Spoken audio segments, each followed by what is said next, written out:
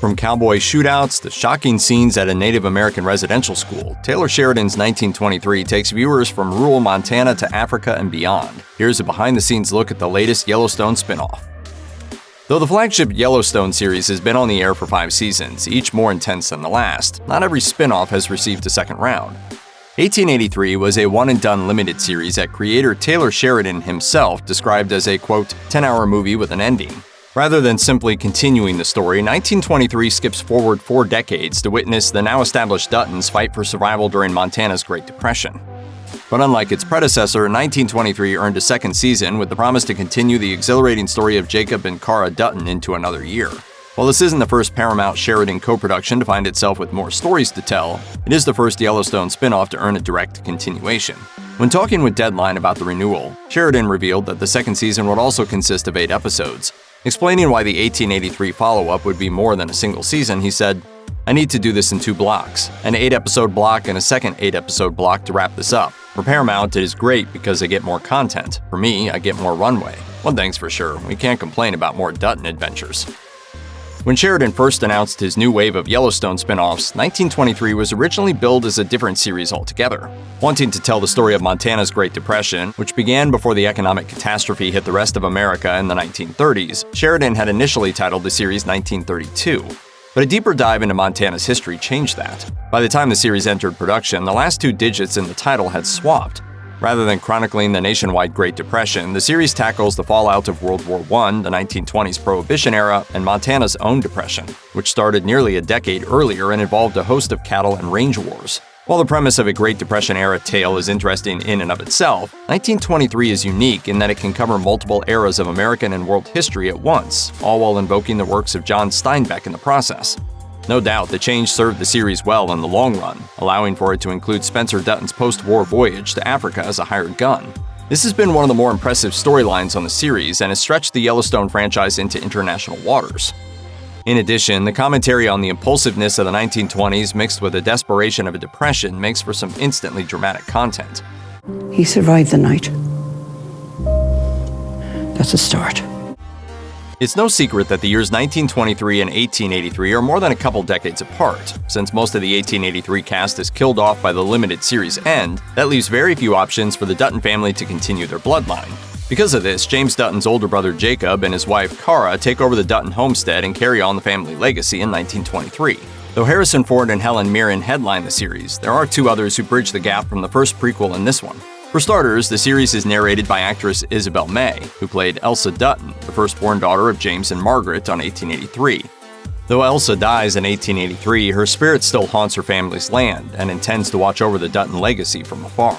May herself is the only cast member from 1883 to lend her talents to Sheridan's latest prequel, vocal or otherwise. Of course, a young John Dutton Sr. was present during the events of 1883 as well, played then by Audie Rick. Though Rick doesn't return, John Sr. is the only character from 1883 to physically return in 1923, though not for long.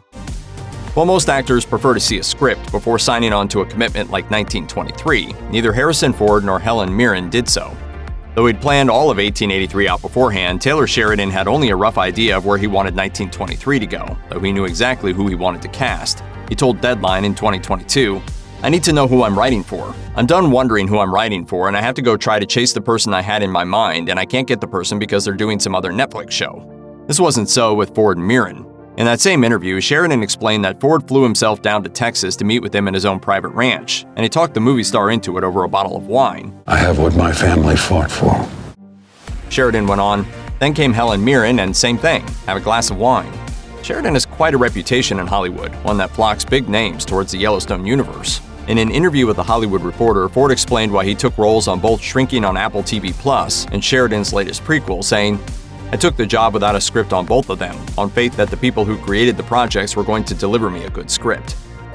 Would you believe that 1923 is one of the most expensive television projects ever? With Harrison Ford and Helen Mirren on board, not to mention the immaculate set design and production value that tosses us backwards a century, there's no denying that the latest Taylor Sheridan Yellowstone series is putting its money where its mouth is. In fact, Sheridan told Deadline that he believes 1883 was the most expensive first season ever made, only for 1923 to exceed that. Sheridan told Deadline, "I don't know what the Game of Thrones budgets were, but I don't know how they could have been more than this." "You're gonna hang us? Eh? Hang me! In the same interview, the filmmaker estimates they're spending around $22 million per episode, saying, "I didn't do very good in math in school, but I can multiply 8 and 3 and add a bunch of zeros and realize I just asked for $150 million. No doubt, Game of Thrones averaged $15 million per episode by its final season, meaning that the budget for 1923 quickly surpassed it. When compared to the flagship series, 1923 cost more than the first 3 seasons of the Kevin Costner-led production combined. According to the Salt Lake Tribune, Yellowstone spent somewhere around $80 million in Utah during the series' first few years, back when they used to film there rather than in Montana. With the show's success, that budget has no doubt gotten larger, but certainly not as large as $150 million total. Though the Yellowstone saga is most well known for shooting primarily in Montana, a change the franchise made after a few years of filming in northern Utah, not every plot line in 1923 revolves around the Dutton family ranch. Though the flagship series primarily shoots in Missoula, Montana, 1923's time in Montana was mostly centered in Butte. A historic mining town, Butte lies about halfway between Bozeman and Missoula and gives off a turn-of-the-century vibe that lends itself well to the 1920s time period. But not every 1923 character resides in Montana. As Spencer Dutton spends a majority of the series away from the family homestead, his adventures with Alex take him across Africa and into international waters in hopes of reaching the United States. But these scenes weren't shot in some Hollywood studio. Darling, there are not words to describe the pickle we just found ourselves in. Is it bad? We need a higher tree. Unlike the other Yellowstone series, which exclusively filmed within the US, 1923 branched out with on-location shooting in Africa. The show's first season made its way into a few different countries across the globe, including South Africa, Kenya, Tanzania, and Malta, which is considered part of southern Europe. The production even stopped briefly in Kabul, the capital of Afghanistan, which is technically part of Asia. Including North America, that's 4 continents touched by 1923. Ever since Yellowstone became the Paramount Network's breakout hit series, the long-running Hollywood studio has given Taylor Sheridan free rein when it comes to the Yellowstone universe and beyond. Launching 4 different series since the flagship series' success, Sheridan has built quite the catalog of Paramount-produced content that only seems to be growing. Between the Yellowstone spin-offs and his other unrelated stories, Sheridan's got it made. When the first episode of 1923 debuted on Paramount+, it instantly broke every record as the streamer's biggest series debut. After 1923 garnered upwards of 7 million viewers, Paramount Media Network CEO Chris McCarthy deemed it the #1 new cable premiere of the year, making the second season a surefire thing. As the story of the 1920s band of Duttons continues, the intrigue and mystery surrounding Donald Whitfield's land-grabbing plot grows and will no doubt continue to bring more viewers in. David C. Glasser, 101 Studios CEO, said of the screenwriting, "Sheridan's scripts attract not only the best actors working today, but the best crew around. We are so fortunate these huge audiences tune in to be a part of his universe every week."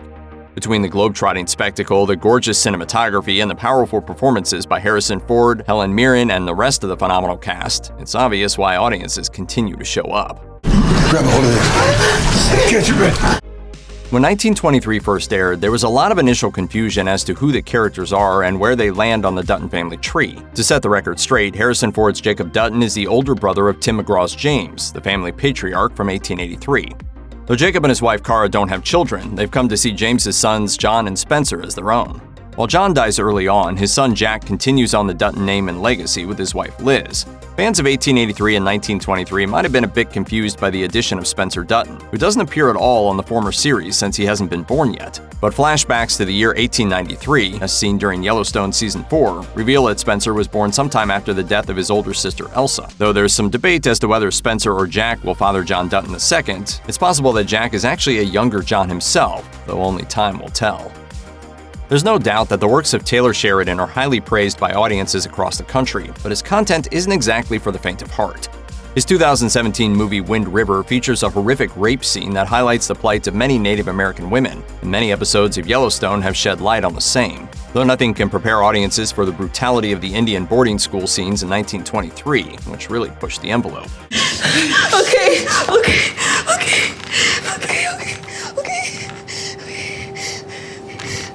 Okay, what? Prior to shooting, actor Sebastian Roche, the man behind Father Renault, reportedly apologized to his indigenous castmates, not wishing to sugarcoat this dark chapter in North American history. When talking with TV Insider, Roche explained, "In 1923, those residential schools were a blight on our history. I think it's a very important subject matter to talk about because it's something that we really don't know about." Roche said he believes that, as storytellers, their goal shouldn't be just entertaining audiences, but challenging them with the truth, adding, I felt a responsibility as an actor to be as truthful as I could.